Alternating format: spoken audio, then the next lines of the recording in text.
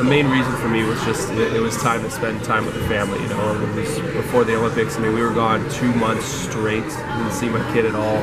Now I have a new baby girl. Like the traveling and everything for them would just be too much, and it's time. It's always been about coming back here. I mean, the moment that I came back with our first son and we met some great friends and he was playing with all of them, and you can just see here today there's tons of people, and we'll see more and more of friends that I grew up with, and I just knew this is always going to be my spot. I'm not an Orange County kid, never will be, and LA is a little too hectic, and Long Beach is the place.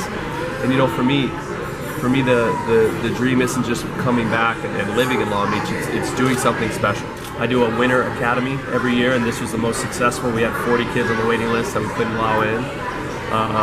And immediately after that, I came home and I started working, you know, and one of the things that I'm going to do is we're going to bring this international tournament here to Long Beach. It's called Haba Waba in Italy. There's about 185 teams, so over 2,000 kids. And we started growing it in Montreal. It's going to be the first one here in the United States, and I want it in Long Beach. The other thing is just, I think, doing different kinds of events and doing things to open these kids' eyes, you know. I think one of the things that we need to do is we need to create idols again, because otherwise these kids, I mean, they don't, for 15 years I was living in Europe, right? So they didn't really get to grow up with me. And they're looking here, and yes, parents are pushing them to go to colleges, which is important. But beyond that, they don't see anything, right? Why is basketball, football, all these sports so popular? Is because, look, Tom Brady is dating Gisele Bündchen and is on TV all over the place. I want to be that guy, right? We all do. So that's what makes those important. And on our side, we need to do a better job of creating idols. And I think that the ultimate dream is a professional league. You've been an athlete for so long and playing in Europe and professional and national teams. It's not easy, but it just becomes a habit. It's a way of life. And for me, it was just natural to wake up and train for 8 hours a day and to go live overseas and to play constantly games with pressure. And I would say actually the older I got, the easier it got. We're at the point where when you're young, you have so much pressure on yourself and you're trying to learn so much and you're kind of doing things, you know, against the best way. And all of a sudden I remember in 2008, once we had that silver, everything kind of started falling into place, training. So it was more natural. It wasn't me getting so nervous about every game. It was, okay, hey, you know, I know what I'm going to do. I know how to play. I know what my body needs to train. I know what I need to eat and to stay hydrated and to stay healthy. And that's, you know, that's the biggest thing that I'll look back and miss is those times with the teammates. You know, if anyone asks, am I going to miss the swimming? No. Am I going to miss the games? No. Are you going to miss the Olympics? No.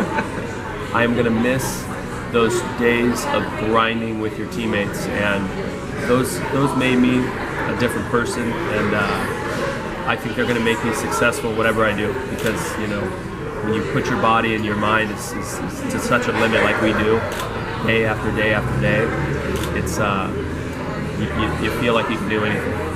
But when I was in Croatia, I would go to dinner, and the next day in the morning newspaper would be written up exactly what I ate and drank for dinner, right? If I had 1 bottle of wine, 1 glass, you know. Montenegro and Croatia were pretty insane experiences. But you know what's funny about Long Beach is, like you said, you know, you don't walk around and everyone knows your name and they're all, you know, getting bombarded.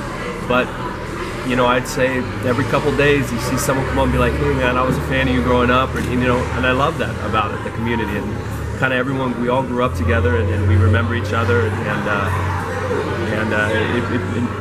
it makes me, you know, proud. The opportunity at the '96 Olympics to be the ball boy, and it was after that where I said, I want to go to the Olympic Games. I want to be an Olympian. I want to win a gold medal. I want to do the same thing that these guys were doing that Spain won when they won. And my idol was Manuel Estiardi, who was the only player who went to 6 Olympic Games in water polo, and just 1 shot. But I wrote this list, this goals, and I still have it today, and it's like a list of 13, I think, going from, you know, at that point I was kind of a slow, fat, chubby kid. I was a good water polo player, but I just wanted to start on my high school team, right? And then I wanted to be the best player on my high school team. I wanted to win a national championship. I wanted to go to Stanford. That was always my dream because they had the best water polo team growing up. So they were all my little goals, and I achieved every single one of them. being one of the best in the world, you know, except for that gold medal, you know. So if there's one thing I didn't accomplish, it was the gold. But like I said, you know, everything you do, I did with full passion. I left out there. There's never a moment that I'll look back and be like, you know, if I could have trained harder that year, I could have done this, I could have done that. In the world of water polo, where all the money is in Europe, and these guys are training at a ridiculously high level starting at 8 years old, and for the United States of America and for me to have the opportunity to be known and to beat these guys on a regular basis and to put our country on the map in 2008, you know, I'm very proud.